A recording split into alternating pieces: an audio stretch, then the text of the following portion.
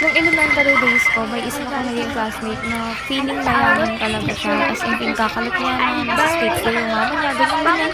Yung mga kwentong, alam niyo na, para pasikat sa mga kapwa bata, di ba? Tapos one time, may nakita kaming ballpen sa kanya. Yung may mga design sa dulo, like Hello Kitty, ganyan. Tapos may keychain. Pinagkalat niya na 500 pesos daw yun, ganon.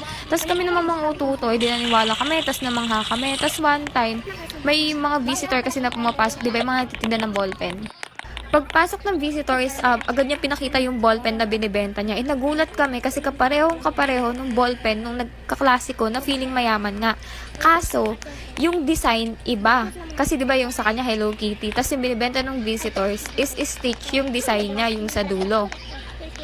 Tapos lahat kami bumili, as in lahat kami magkakaklase bumili maliban lang sa kanya. Pagkalabas ng visitors, bigla siyang tumayo. Sabi niya, fake lang yan. Yung sa akin kasi Hello Kitty, kaya mas mahal. Kaya 500 pesos siya. Sabi niya ganon. Tapos kami namang uto-uto, di umagri kami na, kaya pala iba yung design kasi mas mahal yung sa kanya. Ganon yung mga nasa utak namin. Ganon yung pinag-usapan namin talaga. Paglipas ng isang linggo, meron na namang dumating na nagtitinda ng ballpen ng ganon. Tapos, iba na naman yung design. Hindi na siya Stitch.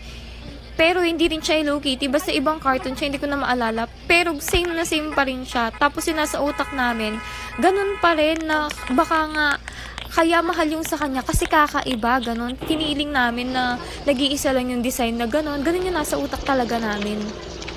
Hanggang sa one time, nakita namin na yung teacher namin may ballpen na Hello Kitty. Kagaya ng sa kanya. Tapos sobrang gulat namin. Sabi namin, Ma'am, tag 500 po ba yan? Tapos sabi niya, hindi, free lang to. Galing dun sa nagtitinda.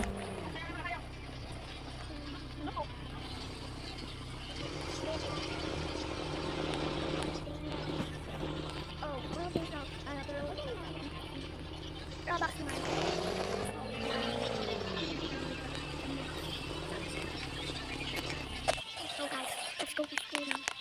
Kasi, ito ako yung ko.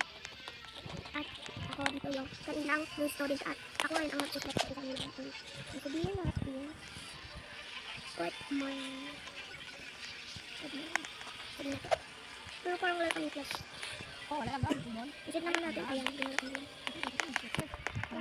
Let's take it all.